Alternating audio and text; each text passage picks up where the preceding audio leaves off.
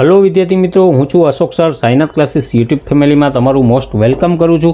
અને જો વિદ્યાર્થી મિત્રો ફેસબુકમાં જોતા હોય તો ફેસબુકમાં પણ તમને મોસ્ટ વેલકમ વિદ્યાર્થી મિત્રો। તો સરસ મજાનો પાઠ છે બરોબર, તમારે ધોરણ 8 ગુજરાતીમાં આવે છે જે ગુજરાતી વિષય બરોબર, એમાં ત્રીજો પાઠ પાઠ્યપુસ્તકમાં આવે છે ગઢની રઢ છોડો। હવે જે પાઠ્યપુસ્તકની પાછળ પાઠ પૂરો થાય પછી સ્વાધ્યાય આવે છે પ્રશ્ન જવાબ, એનું જે કમ્પ્લીટ સોલ્યુશન છે એ વિદ્યાર્થી મિત્રો આપણે સોલ્યુશન છે આ વિડીયોમાં સમજશું વિદ્યાર્થી મિત્રો। તમે જોઈ શકો છો કે ગુજરાતી ધોરણ 8 ત્રીજો પાઠ ગઢની રઢ છોડો બરાબર, એ તમારે જે પાઠ્યપુસ્તકની પાછળ પૂરું થાય પાઠ પૂરો થાય પછી સ્વાધ્યાય આવે છે એના પ્રશ્નો જવાબ ટોટલી પાઠને આધારિત છે એ આપણે સોલ્યુશન કવર કરશું આ વિડીયોમાં વિદ્યાર્થી મિત્રો। અને જો વિદ્યાર્થી મિત્રો તમને પીડીએફ ફાઇલ આની ડાઉનલોડ કરવી હોય જોતી હોય તો તમારે આના માટે 110 રૂપિયા પેમેન્ટ ઓનલાઈન કરવાનું રહેશે 9909460759। આ મોબાઈલ નંબર ઉપર તમારે ઓનલાઈન પેમેન્ટ કરવાનું રહેશે, તરત જ અમારી ટીમ છે એ તમને મોકલી આપશે બરાબર। તમારે સ્ક્રીનશોટ પેમેન્ટનો ખાલી મોકલવાનો છે નંબર ઉપર પેમેન્ટ કરીને, એટલે અમારી ટીમ છે તરત જ તમને આની પીડીએફ મોકલી આપશે, જેથી કરીને તમે એ પીડીએફમાં જોઈ અને આરામથી સોલ્યુશન લખી શકો વિદ્યાર્થી મિત્રો બરાબર। જરૂરી નથી કે પીડીએફ ફાઇલ લેવી વિદ્યાર્થી મિત્રો, જો ખાસ તમને ધ્યાન રાખજો પીડીએફ ફાઇલ જરૂરી નથી। તમે આ વિડીયોઝ છે એ યુટ્યુબમાં તો તમને મળે છે, વિડીયો પોઝ કરીને તમે દરેકે દરેક તમારું જે સોલ્યુશન છે એ લખી શકો વિદ્યાર્થી મિત્રો। આ તો એ વિદ્યાર્થીઓ કે જે ખરેખર કેપેબલ છે, ખરીદી શકે એમ છે, જેની પાસે મોબાઈલની સગવડ આપેલી છે બરાબર, મોબાઈલમાં સેવ કરવાથી પીડીએફ ફાઇલ છે એ સેવ થઈ જાય અને તમે આરામથી ગમે ત્યારે લખી શકો, એક્ઝામમાં સારો સ્કોર કરી શકો, એવા વિદ્યાર્થીઓ માટે છે કે એ પીડીએફ ફાઇલ લઈ અને મેળવી શકો સોલ્યુશન બરાબર। તો વધારે સમય ન લેતા આપણે વિડીયોને સ્ટાર્ટ કરશું। Late start the topic without wasting time. Gujarati ધોરણ 8 ગઢની રઢ છોડો બરાબર, પાઠ્યપુસ્તકમાં પહેલો જ પ્રશ્ન આવે છે બરાબર। એક જ મિનિટ,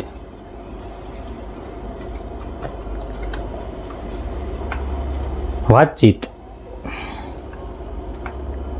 તમને ક્યારે ઊંઘ નથી આવતી બરાબર, તો જવાબ મને નીચે દર્શાવેલા કારણોને લીધે ક્યારેક ઊંઘ નથી આવતી। પહેલું, તણાવ અને ચિંતા, ડિપ્રેશન, સતત વિચારો કરવા, કામનું વધુ પડતું ભારણ વગેરે માનસિક કારણો। બીજું, અનિયમિત દિનચર્યા, મોડે સુધી મોબાઈલ લેપટોપનો ઉપયોગ, કેફીયુક્ત પીણા જેવા કે ચા કોફીનું સેવન, અનિયમિત ભોજન, શારીરિક થાક બરાબર, આવા બધા જે કારણો છે એ કારણોને લીધે દુખાવો, હોર્મોન્સમાં ફેરફારો વગેરે શારીરિક કારણો, ઘોંઘાટ, વધુ પડતો પ્રકાશ, અયોગ્ય તાપમાન, અસુવિધાજનક પથારી વગેરે વાતાવરણ સંબંધિત કારણો હોઈ શકે ઊંઘના। આગળ જોઈએ બીજો પ્રશ્ન, તમે કરેલા કોઈ બહાદુરી ભર્યા કામ વિશે કહો। તો મારા જીવનમાં એક બહાદુરી ભર્યા કામની વાત કરું તો ગયા વર્ષે અમારા ગામમાં ભારે વરસાદ પડ્યો હતો અને પૂર આવ્યું હતું। અમારા પડોશીના ઘરમાં પાણી ભરાઈ ગયું હતું અને તેમનો, આગળ જોઈએ એક જ મિનિટ વિદ્યાર્થી મિત્રો, થોડુંક ઝૂમ કરશું આપણે। નાનો કૂતરો ઘરની અંદર ફસાઈ ગયો હતો, મને કૂતરાના રડવાનો અવાજ સંભળાયો, મેં જોયું કે પાણી ઘૂંટણ સુધી આવી ગયું હતું, પણ કૂતરાને બચાવવા માટે કંઈક તો કરવું જ હતું। મારા માતા પિતા ઘરે ન હતા અને આસપાસ કોઈ મોટી વ્યક્તિ મદદ કરવા માટે ન હતી। મેં હિંમત કરીને પહેલાં લાકડી લીધી અને તેના સહારે પાણીમાં આગળ વધ્યો। પાણીનો પ્રવાહ તેજ હતો પણ હું ધીરે ધીરે પડોશીના ઘર સુધી પહોંચી ગયો। દરવાજો થોડો ખુલ્લો હતો, મેં તેને ધક્કો મારીને અંદર પ્રવેશ કર્યો। કૂતરો ડરીને એક ખૂણામાં છુપાઈ ગયો હતો। મેં તેને શાંત કર્યો અને મારી બેગમાં મૂકીને સુરક્ષિત બહાર લાવ્યો। બહાર આવ્યો ત્યારે જોયું કે મારા પગ પર થોડી ઈજા થઈ હતી કારણ કે પાણીમાં કાચના ટુકડા હતા, પણ કૂતરાને બચાવવાનો આનંદ અને ગર્વ એટલો મોટો હતો કે ઈજાની પીડા ભૂલી ગયો બરાબર। આ ઘટના પછી અમારા શિક્ષકે મને શાળામાં બહાદુરી માટે પ્રશાસન પત્ર પણ આપ્યું। મને સમજાયું કે બહાદુરી એટલે ડર હોવા છતાં સાચું કામ કરવું અને જરૂરિયાતમંદની મદદ કરવી। એ જ રીતે તમે કોઈ કિલ્લો જોયો છે તો ક્યાં? તો વિદ્યાર્થી મિત્રો જો આપણે બધું વાંચીને સમજશું તો વિડીયોની સાઇઝ એકદમ બહુ મોટી થઈ જશે વિદ્યાર્થી મિત્રો, અને તમને વિડીયો એકદમ બોરિંગ લાગશે બરાબર। તો જરૂર પડે ત્યાં હું સમજાવીશ, સમજૂતી આપીશ, બાકી તમે વિડીયો પોઝ કરી અને સોલ્યુશન લખી શકો વિદ્યાર્થી મિત્રો। તો ત્રીજો પ્રશ્નનો જવાબ તમે અહીં જોઈ શકો છો, અહીંથી લઈ અને આ બીજો પેરેગ્રાફ, આ ત્રીજો પેરેગ્રાફ અને આ ચોથો. બરાબર. કિલ્લો શા માટે બાંધવામાં આવતો હતો? તો એનો અહીંયા પ્રાચીન સમયમાં નગર કે ગામની ફરતી કિલ્લો બાંધવા, આગળ પછી ઉપર.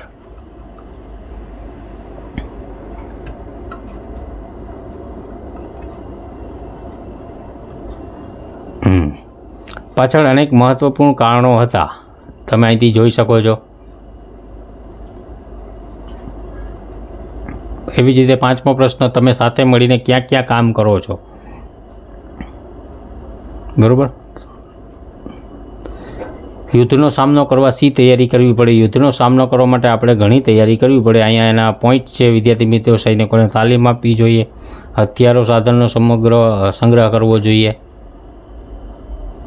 પછી આગળ ઉદાહરણ મુજબ શબ્દજોડ પરથી વાક્ય બનાવવાના છે. બરાબર, આ રીતે.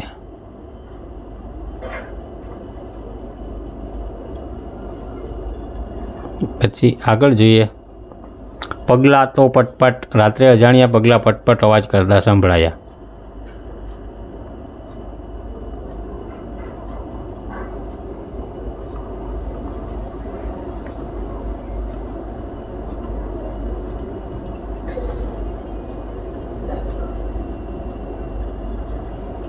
પછી અહીંયા ઉપરથી ચાલુ થશે.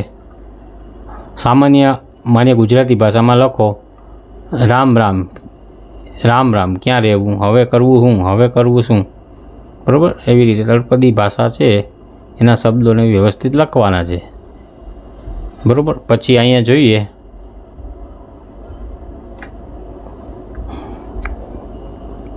પાઠનું વાક્ય અને માન્ય ભાષામાં વાક્ય. બરાબર. જો અહીંયા ઉપર એકમમાં છ ને સ્થાને સ અને સ ને સ્થાને હ હોય તેવા વાક્યો શોધો અને માન્ય ભાષામાં લખો. તો તમે આ રીતે લખી શકો.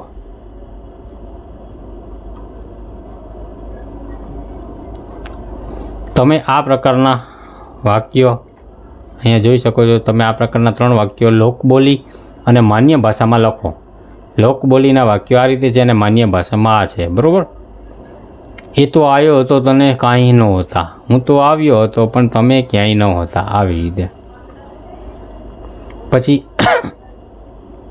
કચ્છના રણથી વીંટી પણ અપાવી ત્યાં સુધી મને મનમાં વાંચો અને રાણાને લાગુ પડતી વિગતો સામે રાઇટ કરો. બરાબર. આ રીતે છે. વિદ્યાર્થી મિત્રો, ચોથો પ્રશ્ન અહીંયા છે આખો. એવી જ રીતે પાંચમો અહીંયા આપેલો છે. છઠ્ઠો પ્રશ્ન અહીંયા છે. વિદ્યાર્થી મિત્રો, આપેલી ઘટનાના આધારે રાજા અને પ્રજાને લગતી વિગતો પાઠના આધારે લખો. અહીંયા ઘટના, રાજા અને પ્રજા. ખેડૂતને બંદી બનાવવાનો પ્રયત્ન, પ્રજાની સલામતી માટેનો ઉચ્ચાર રાજા, પ્રજા. 4 મહિલાઓને દાતરડા ઉગામી ખેડૂતને વારે ચઢી. તો આ રીતે 4 છે. તમે વાક્યો લખી શકો ત્રણેયના ખાનામાં. 7મો પ્રશ્ન, આપેલા વાક્યોના ભાવ અને અર્થ દર્શાવતું વાક્ય પાઠમાંથી શોધીને ઉદાહરણ મુજબ લખવાનું છે. તો પ્રશ્ન શું કે, પોતે શક્તિશાળી હોવાથી એમને કોઈ બીક નથી. અમે બેઠા છીએ એટલે તમારે આવી ચિંતા કરવાની ન હોય. બરાબર. એવી જ રીતે અહીંયા બીજો પ્રશ્ન, ત્રીજો, અહીંયા ચોથો આપેલો છે વિદ્યાર્થી મિત્રો. અને 5મો, હવે વાવમાં કોઈની પણ પ્રવેશવાની હિંમત નથી. 8મો, તો શું થાત? મહિલાઓએ દાંતરડા ન ઉગામ્યા હોત તો પડોશી રાજાના સેવકોને સિપાહીઓ ભાગ્યા ના હોત. રાણાએ ડાયરો ન બોલાવ્યો હોત તો આવી રીતે એનો અહીંયા જવાબ આપેલો છે વિદ્યાર્થી મિત્રો. પછી ત્રીજો, પ્રજાએ માનવ સાંકળ ન બનાવી હોત તો અહીં તમે જોઈ શકો છો. 9મો, પ્રશ્નોના ઉત્તર લખવાના છે. રાણાની નિંદ્રા સાથી ઉડી ગઈ. પડોશી રાજ્યના સેવકો અને સિપાહીઓ તેમના રાજ્યના ખેડૂતો પાસે વેરો લેવા આવી ગયા હતા. તેથી પ્રજાની ચિંતાના કારણે વાવના રાણાની નિંદ્રા ઉડી ગઈ. ખેડૂતને બંધી બનાવ્યા સિવાય સિપાહીઓ પરત કેમ ફર્યા? તો આવી રીતે બીજો પ્રશ્ન છે. પછી આગળ જોઈએ તો અહીંયા ત્રીજો છે, રાણા સાથી ચિંતામુક્ત થઈ ગયા હશે. તો આટલો છે. ચોથો પ્રશ્ન, પ્રજાને કઈ જવાબદારી ઉપાડી લીધી, કેમ? તો અહીંથી આ રીતે. 5મો પ્રશ્ન, શું આખરે ગઢ તૈયાર થયો, કેવી રીતે? તો અહીંથી લઈ અને આટલો આગળ જોઈએ ઉપર. 10મો પ્રશ્ન, 2 જૂથ બનાવી આપેલી બાબતો તમારા મંતવ્ય રજૂ કરો. બરાબર. બાબતો માટે પોતાના મંતવ્ય રજૂ કરવાના છે. 11મો પ્રશ્ન જોઈએ. તમે સાંભળેલી કે વાંચેલી લોકકથા વિશે લખો. પુણ્યશાળી રાજા. બરાબર, એક નાનકડા રાજ્યમાં એક પુણ્યશાળી રાજા રાજ કરતો હતો. તે ખૂબ ન્યાયપ્રિય અને દયાળુ હતો. તેના રાજ્યમાં નાગરિકો સુખી અને સંતુષ્ટ હતા. એક દિવસ એક વૃદ્ધ સંન્યાસી રાજાના દરબારમાં આવ્યો. તેણે રાજાને કહ્યું, મહારાજ, હું આપના રાજ્યમાં ઘણા દિવસોથી ફરી રહ્યો છું. મને જોઈને ખૂબ આનંદ થાય છે કે આપણા રાજ્યમાં દરેક વ્યક્તિ સુખી છે, પરંતુ હું આપની પરીક્ષા લેવા માગું છું. રાજાએ વિનમ્રતાથી કહ્યું, મહાત્મા, આપ મારી કોઈ પણ પરીક્ષા લઈ શકો છો. સંન્યાસીએ કહ્યું, રાજન, આજથી 3 દિવસ સુધી તમે તમારું રાજ્ય છોડી દો અને સામાન્ય માણસ તરીકે જીવન જીવો. તમારે કોઈને પણ કહેવાનું નથી કે તમે રાજા છો. રાજા તરત જ તૈયાર થઈ ગયો. તેણે સાદા કપડાં પહેર્યા અને રાજમહેલ છોડી દીધો. પ્રથમ દિવસે તેને ખૂબ ભૂખ લાગી. તે એક ખેડૂતના ઘરે પહોંચ્યો અને ભોજન માગ્યું. ખેડૂતે તેને પ્રેમથી ભોજન પીરસ્યું અને કહ્યું, અમારા રાજા ખૂબ દયાળુ છે. તેના રાજ્યમાં કોઈને ભૂખ્યું સૂવું પડતું નથી. બીજા દિવસે તેને તરસ લાગી. તે એક કુંભારના ઘરે પહોંચ્યો. કુંભારે તેને પાણી આપ્યું અને કહ્યું, અમારા રાજાએ ગામે ગામ કૂવા બનાવડાવ્યા છે. તેના કારણે અમને પાણીની કોઈ તકલીફ નથી. ત્રીજા દિવસે તેને વિશ્રામની જરૂર પડી. તે એક વણકરના ઘરે પહોંચ્યો. વણકરે તેને આશ્રય આપ્યો અને કહ્યું, અમારા રાજાએ દરેક ગરીબ માટે ઘર બનાવડાવ્યા છે. અમે સુખેથી રહી શકીએ છીએ. 3 દિવસ પછી રાજા સંન્યાસી પાસે પાછા આવ્યા. સંન્યાસીએ પૂછ્યું, રાજન, તમે શું શીખ્યા? રાજાએ કહ્યું, પરમાત્મા, હું શીખ્યો કે મારે સારા કાર્યોનું ફળ મારા પ્રજાજનોના હૃદયમાં છે. તેઓ મને ઓળખતા ન હોવા છતાં મારા કાર્યોને યાદ રાખે છે અને મારા પ્રત્યે કૃતજ્ઞ છે. સંન્યાસી ખુશ થયો અને રાજાને આશીર્વાદ આપ્યા. તે દિવસથી રાજા વધુ પુણ્યશાળી બન્યો અને પ્રજાની સેવા કરવામાં વધુ ઉત્સાહી બન્યો. આ લોકકથા શીખવે છે કે સાચો નેતા એ છે કે જેના કાર્યો તેના શબ્દો કરતાં વધુ મોટા હોય. તો વિદ્યાર્થી મિત્રો, સરસ રીતે આ રીતે તમે એક પુણ્યશાળી રાજાની લોકકથા લખી શકો. બરાબર. તો વિદ્યાર્થી મિત્રો, સરસ મજાની સમજૂતી સાથે આપણે આખું સોલ્યુશન કમ્પ્લીટ જોયું. વિદ્યાર્થી મિત્રો, જો તમારે 1 થી 10 પાઠ, બરાબર, 1 થી 10 પાઠનું કમ્પ્લીટ સોલ્યુશન PDF ફાઇલ રૂપે જોતું હોય તો વિદ્યાર્થી મિત્રો નીચે ફ્લેશ થઈ રહી છે એ નંબર ઉપર તમારે 110 રૂપિયા ઓનલી ખાલી પેમેન્ટ કરવાનું રહેશે. તો તમને 1 થી 10 પાઠની જે પાઠ્યપુસ્તક આધારિત સોલ્યુશન છે એની PDF તમને તરત જ મોબાઈલ ઉપર મળી જશે. અને જો સ્વાધ્યાય પોથી તમે વાપરતા હોય અને સ્વાધ્યાય પોથીનું સોલ્યુશન જોતું હોય PDF ફાઇલ, તો એના માટે 120 રૂપિયા પેમેન્ટ કરવાનું હોય છે. તો માય ડિયર સ્ટુડન્ટ્સ, આશા રાખું છું કે તમને આ વિડીયો દ્વારા સરળ સમજૂતી મળી ગઈ. નેક્સ્ટ ટોપિકમાં આપણે મળશું. જય હિન્દ, જય ભારત.